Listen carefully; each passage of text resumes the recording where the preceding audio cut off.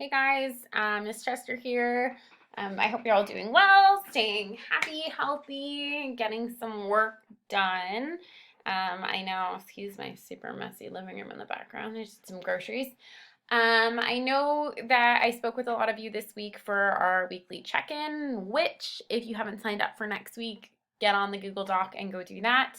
Um, but I talked to a lot of you about what we should be working on right now, moving forward.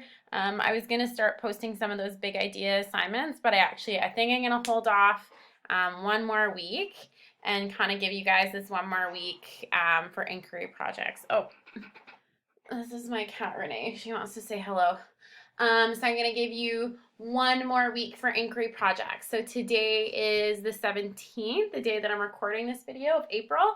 I'm going to ask to see your inquiry projects. 20th is this Monday. I'm going to ask to see them on the 27th. Again, this is not a super hard deadline, but we got to get moving, okay? So inquiry projects, April 27th is when I want to see them. But yeah, so the purpose of this video, I just want to kind of go over with you guys. We worked on our inquiry projects all at the beginning of the semester. Every Friday we've worked on them. And yeah, we got to get them done. Get them done, move on.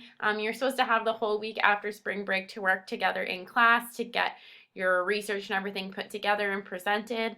Obviously, we didn't have that time, which is why I've given you a little bit of extra time, an extra couple weeks.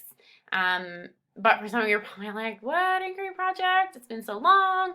So I just wanted to make this video to kind of remind you what I'm looking for, what this inquiry project should be. So as always, I'll share my screen with you. To get to our Scholastic page, you need to go to start.sd69.bc.ca. And you're going to go down to BC First Peoples 11-12 semester 2. Just saying to one of my other kids the other day, I'm not totally sure why this like weird sidebar constantly shows up on my screen, but it's stressing me out. So if you know how to make that just like not show up every time I open a page, let me know. As always, you're going to go to the top and look at assignments and all of your big idea projects. The assignments aren't posted, but placeholders are there. Like I said, guys, do not worry about the big idea projects until you're all caught up, and being caught up means being done your inquiry project. I don't want to overwhelm you. I know that you've got a lot of different teachers assigning a lot of different work. Some of you might be feeling overwhelmed. But this course, I don't want you to feel overwhelmed. I want you to pick one thing at a time and work away at it. So this week it's going to be working on finishing up that inquiry project and also answering the discussion questions. So some of you have done it already, some of you haven't, but the discussion question for the week is going to get posted up at the top there. But anyways, that's a whole other video. So if you're looking for inquiry projects, you won't find it on your assignment homepage because it's technically overdue. So you need to go to past assignments. Scroll down, you'll see all of the stuff we've done so far. And at the bottom, what is it? You're going to see your inquiry project and thought book. At the top here is just your inquiry outline, so that's the assignment outline, and then everything you need to do. So you're picking your topic, and I gave you some topics you can choose from. Some of you chose residential schools, some of you chose the Indian Act.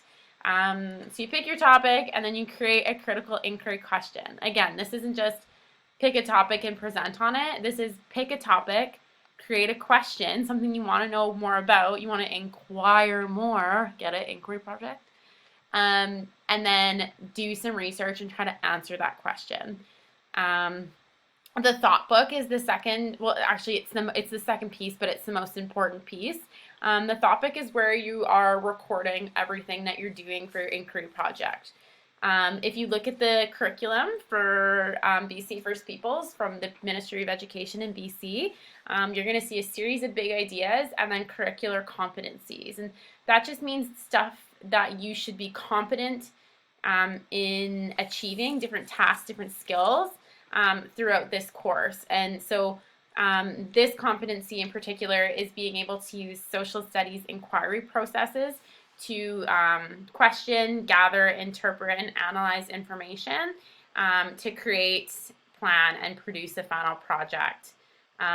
So again, you're picking your topic, you're asking a question, questioning, you're gathering information, you're researching, and then you're planning how you're going to present your answer to that question. So if you're ever wondering why we're doing this, that's why. Curricular competency, social studies inquiry processes. And that's why the thought book is useful, because it shows me every step of the way what you're doing, and that's what shows me that you're competent in that skill.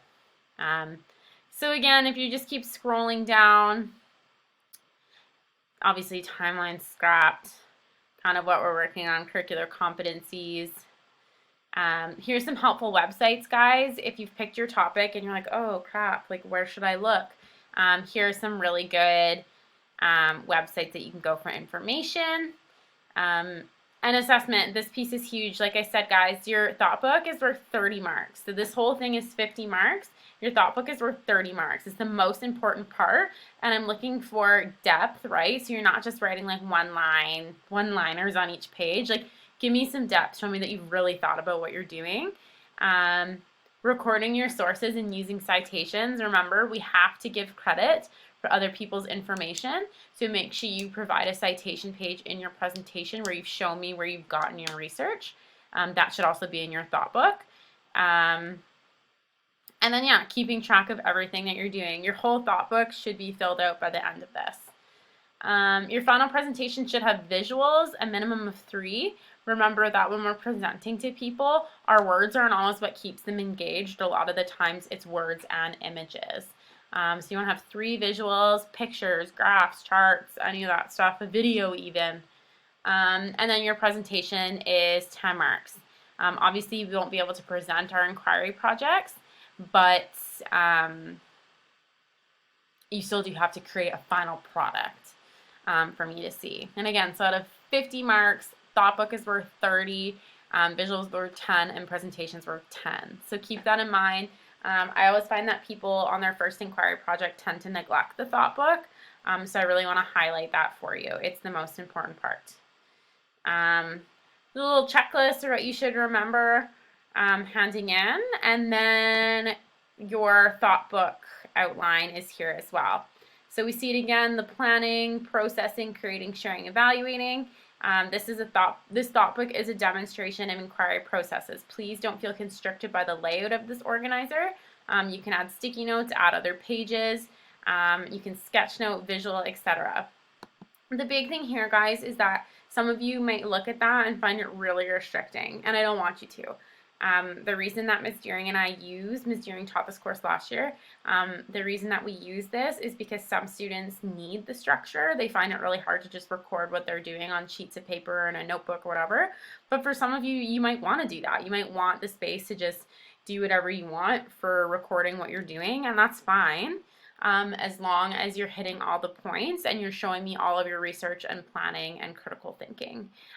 So use that thought book organizer if you want it. But if not, do something else. But I do need to have all of that stuff. So remember, the thought book and recording the process is more important than the final product. And that's, out of all the things you take away from this video, that's something that I want you to really, really focus on. And then I can't remember if I showed you guys, and then yeah, there's just all these different sections. Make sure you record all your sources in there and any information that you find.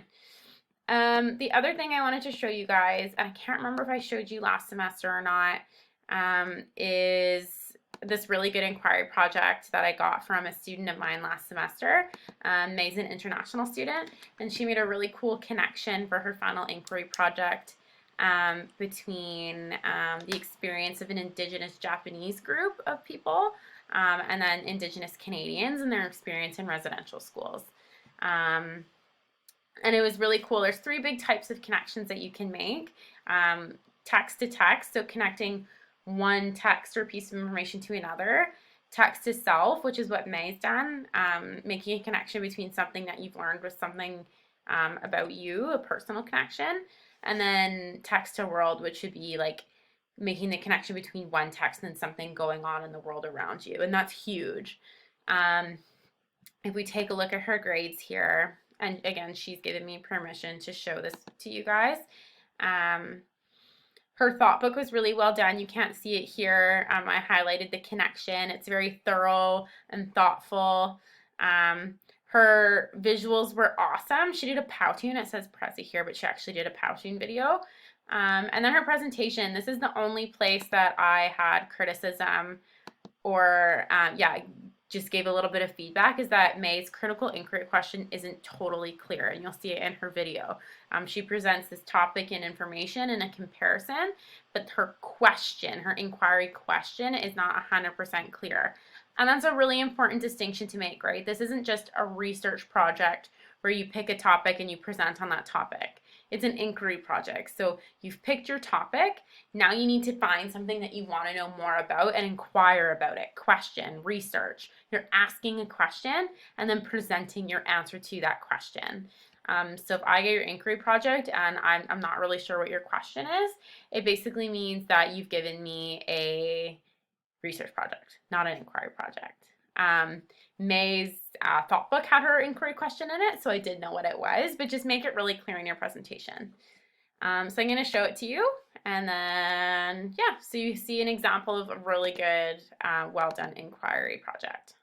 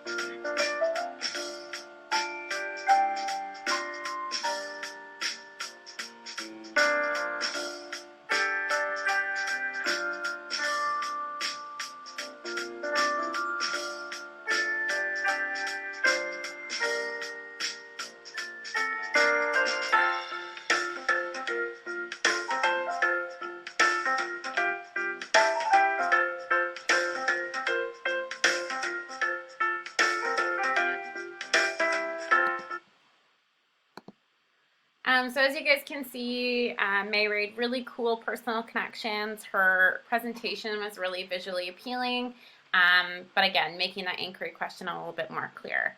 I hope this helped remind you guys about what I'm looking for your inquiry projects.